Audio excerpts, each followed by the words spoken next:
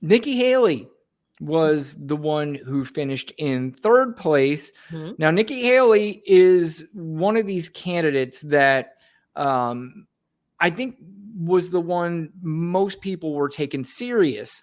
Ron DeSantis, in a way, they were, and I think he's a decent alternative to Donald Trump, but it's either Trump or DeSantis. I don't know how many people are Trump or Haley. I think maybe people are just drawn to Haley because she seemed like she wasn't Donald Trump. She seemed like and sounded like somebody that could be presidential, but then she continued to open her mouth and prove to everyone. They weren't going to let that brown woman go anywhere near that White House. Well, the thing is that the Iowans, and I think most people would look at Nikki Haley and not see her as a brown woman. I think they look at her and see her as a white woman. I don't think a lot of people even know. Yeah, she's trying to hide it. I guess she does a good job, but I did see how Vivek Ramaswamy's wife was talking to constituents in, I think it was Iowa, and asking them what they saw when they looked at Vivek, like what are people saying about Vivek, you know what I mean? And a lot of them were like, well, they're saying like this is how they were. They were saying like, they're saying he may be Muslim. Right. Like, that's what they were saying. What I don't know if you remember back in 2016 during the Iowa caucuses when Pete Buttigieg was running, and a woman in Iowa voted for Pete Buttigieg and then later was told that he was gay and she wanted to take her vote back. She didn't know. She had no clue. So, and that to me, that right there, it's just a testament of showing that you vote against your own interests sometimes, or you vote against somebody that you're appealing to. But then when you find out something about them that you think you don't like, now all of a sudden, oh, I don't like him. Like, what? Why? Some people just don't need the power. Like, it's like voting is power and people just don't know how to use it wisely. That's why, I don't know, like, we don't need kings and queens. We'd be fucked up, right? It's just people are just crazy. They get crazy. But decisions. But Nikki Haley, again, we brought her up on the show before when she was asked about the Civil War and what was that about. She just completely destroyed the answer. It was a pretty easy question, pretty easy answer, and she refused to even acknowledge the right answer, maybe until a few days later. And then when she did, she still kind of, circumvented around it. Mm-hmm. But she was also recently asked, of course, right after Martin Luther King Jr. Day, she was asked about racism in this country. Mm-hmm. And it seems to me, again, a very easy thing to address, but this is how Nikki Haley addressed it. Racist party? Are you involved in a racist party? No. We're not a racist country, Brian. We've never been a racist country. Our goal is to make sure that today is better than yesterday. Are we perfect? No. But our goal is to always make sure we try and be more perfect every day that we can. I know I faced racism when I was growing up, but I can tell you today is a lot better than it was then. Our goal is to lift up everybody, not go and divide people on race or gender or party or anything else. We've had enough of that in America. That's why I'm so passionate about doing this. I don't want my kids growing up where they're sitting there thinking that they're disadvantaged because of a color or a gender. I want them to know that if they work hard, they can do and be anything they want to be in America. That's just another thing that drives me crazy. First of all, do you want to comment on that, Lana? Well, so she said two things. Like, she said, America's not a racist country, but then she turned around and said she experienced racism. So I'm not sure which one it is, but she also threw in, we're not perfect. So what's not perfect? Right. So over 6,500 Black men and women and kids were lynched between the end of the Civil War and 1950. So pretty sure that America's a racist country. Like She said, well, we've never been a racist country. right? Never. How is that, Nikki Namrata, whatever your name is? Like that's so, like it's so. Why do they? Tim Scott said the same thing. It's like they have to deny that racism exists in order for a racist party to accept them. Like, so they have to just go with the flow. Like, well, the racists are saying that we can't call them racist, and they can't know that I know that they're racist because then they'll never accept me. Like, it's such a ew. Like, it's so, come on. Ann Coulter told Nikki Haley to go back to her country. Ann Coulter said that. Yeah. Literally said it. Go back to when she announced her candidacy that she was running for president. Ann Coulter did not like her and told her to go back to her country. And Nikki Haley is saying, "Oh no, it's not a racist." Like, why? And I hate that pick yourself up by the bootstrap. Let me not gloss over that, because I tell my kids that they can be anything that they want to be. Yes, Nikki, your children can. No. You're passing as white. You are living the privileged life. Your husband is white. You have money. You're living in wherever suburbs in your big house. Of course, your kids look white. Yeah. I also don't want to gloss over the fact when she says she doesn't want to make her this new thing that they're doing, like, you're making my children feel guilty about being white.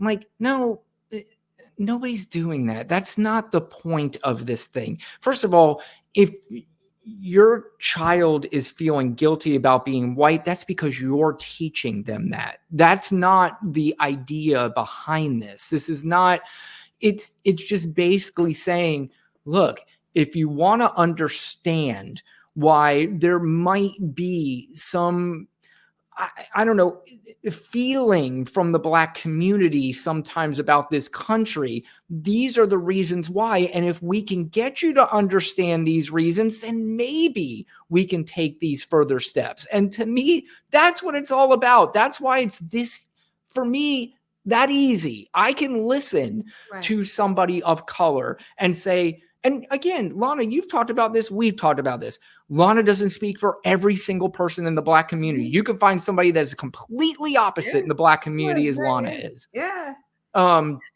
And I would never say, Brian, it's your fault and your ancestors' fault that, mom, mammy, and baby got raped. Like, what is, that's not what this is. It's like, it's history. Well, that's where I hear a lot of white people are like, well, I'm afraid to have a conversation about race because I'm not allowed to say this. I'm not saying. I said, but you can, but sometimes you're misdirected and your thoughts are, you're not getting it. And, I think sometimes, it's okay to say, I don't get it. It's okay to say, I don't understand. Help me understand it. And when you say it, be genuine about it. Don't say it just to say it so you can act like you're going through the motions like a politician would. Don't tell people how to feel. I mean, that's what I get a lot. You shouldn't, that's not racist. You shouldn't feel like you're too sensitive. And it's just like, we know the signs. Like we talking about it, it's racist, whether it's intentional or non-intentional, but that's racist. If I don't know, Express or whatever that store was that had the monkeys on their t-shirts, yeah, no, that doesn't feel good. Right? That's not going to feel good. It's going to feel funny and racist. Confederate flags.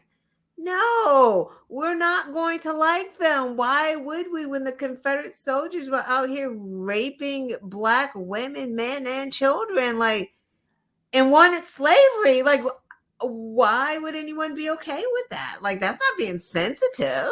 I'm not even sure, like I said, the things you're asking, but I'd also argue too on the opposite side. I would argue, and again, this is just a perception, and Lana, you can help me, let me know if this is reality.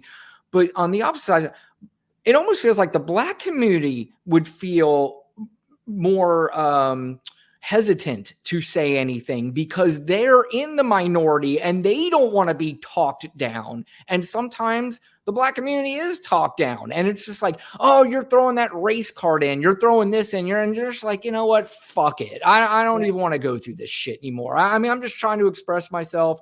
But if every time I express myself, you're just going to say I'm throwing the race card out there, then what's the fucking point?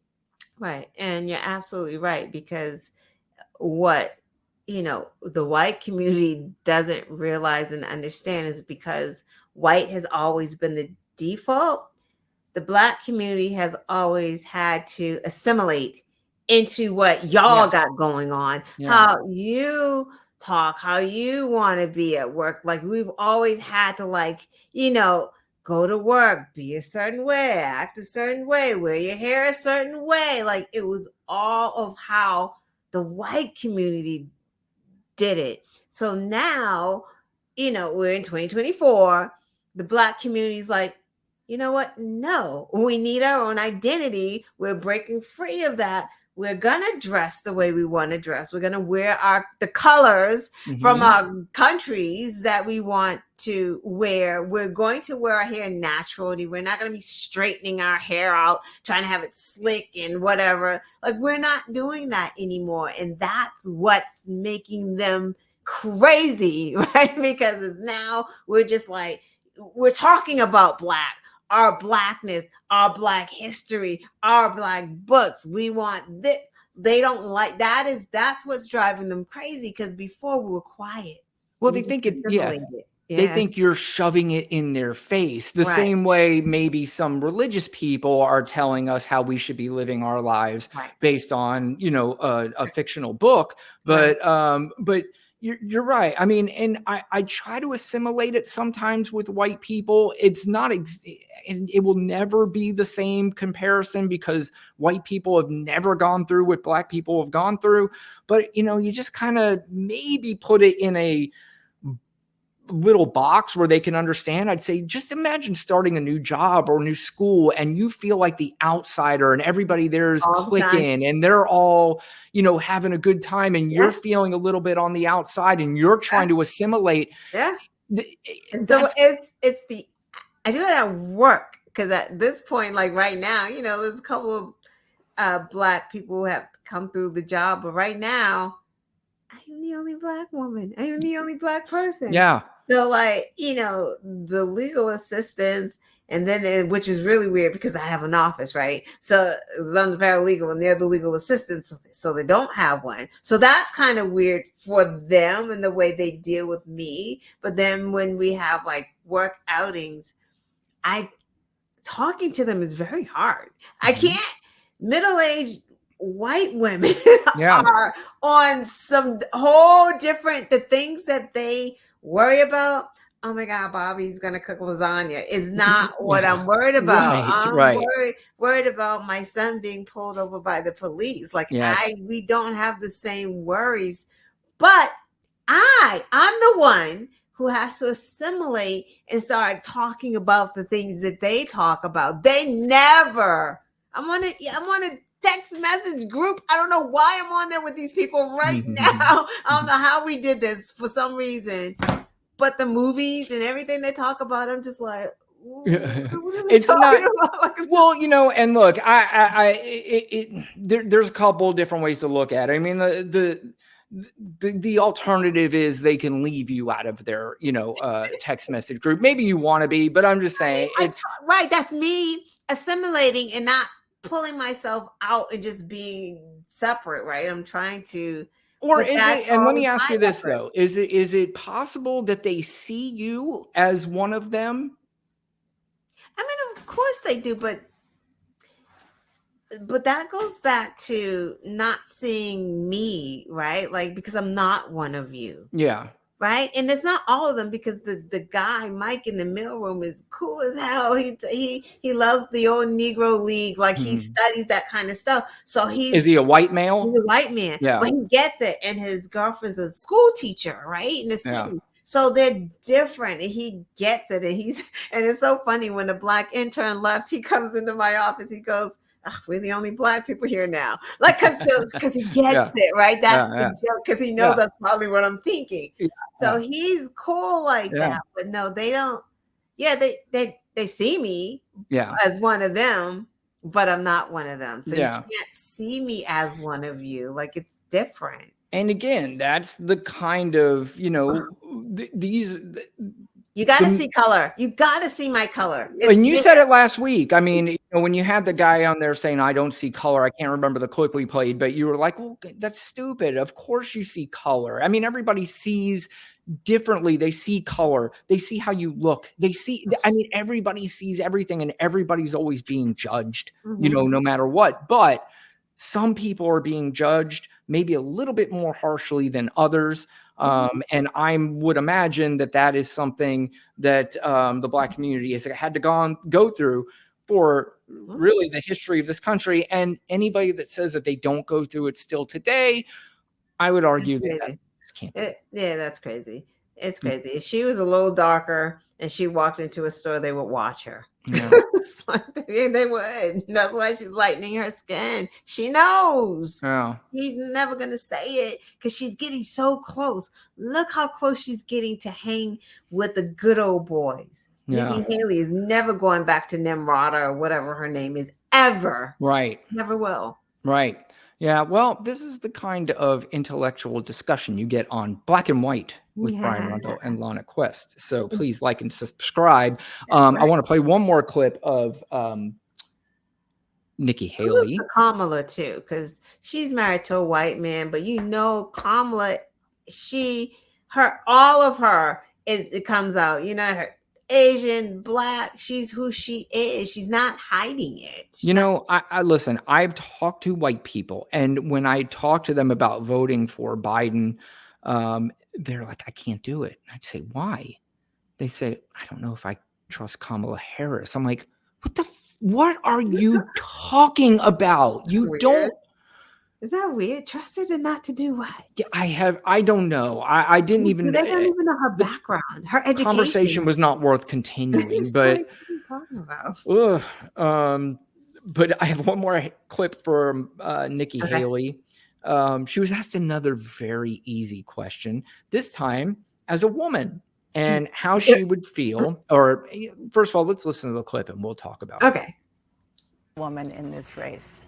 How do you feel about your party's front runner being held liable for sexual abuse? I mean, first of all, I haven't paid attention to his cases, and I'm already a disgusting answer. Disgusting. Right. I'm not a lawyer. All I know is that I'm not a lawyer. Yeah. He's innocent until proven guilty, and when he's proven, he was already found in the sense of the word guilty. It wasn't a criminal court, but it was right. He's found guilty, and he's sitting in a courtroom. That's exactly what I'm talking about. You've got investigations on Trump and Biden. But a lot of people, forgive me, but a lot of the other move, bringing up Biden. And Biden, people, right. In the and by the way, there are no charges against Joe Biden. None. Right. Zero. It's disgusting. She's gross. She really is. Republican Party blow it all off and say that it's all a witch hunt, and which is because what I think says. some of the cases have been political. Particular, this one I haven't looked at, but look, if he's found guilty, then he needs to pay the price. He needs to do what he's supposed to. Every one of these cases, they need to be heard out. He needs to defend himself. If he is found guilty, he's going to pay the price. If he's not found guilty, then we move forward. What I will tell you is, I'm focused on the economy, the border, and education, and getting our country back on track. If he's sitting in a courtroom, that goes back to what I'm saying. We can't continue to be distracted. We can't continue to be in chaos. We have a country to save. Yeah. That was one of the shittiest answers I've ever heard any candidate give about the leading candidate. First of all, she keeps going back to this, if he's found guilty. He already was found guilty. So we can get that out of the way. I'm a little disappointed in Dana Bash not following up. She call it sexual abuse. Is there a difference between sexual abuse and assault? From the legal sense, I don't. You can be sexually abusive with words, right? Yeah. Your words are abusive. Yes. He wasn't sexually abusive. He's found guilty of sexual assault. Correct. Which in fact is rape, because New York defines it differently, right? Like If you put your finger in someone's vagina without their consent, that's rape in most Correct. states. But New York has it as sexual assault. So they keep saying that word sexual abuse, and it's not abuse. She also mentioned that if he's found guilty, which again he was, Right. if he's found guilty, then we move on, were her words. What do you mean we move on? What does that mean? Yeah. The fact that these people will say nothing negative about this Nothing. fucking And then clown. had to say, and and some of the cases are political. Which ones, Nikki? Yeah. Which ones are political? The case where he had the documents in his bathroom, is that political? The insurrection one, because we saw that. Is that political? Because you saw it too. Mhm. Which other ones does he You, have? well, you have the so you have the classified documents, the insurrection. Right, the insurrection, the Um, fraudulent yep. this Trump org. The Stormy Is Daniels. that Yeah. I mean, political? None of these yeah. are political. They Yeah. literally have evidence, Nikki. And how are they political when the witnesses are all Republican? Shut up.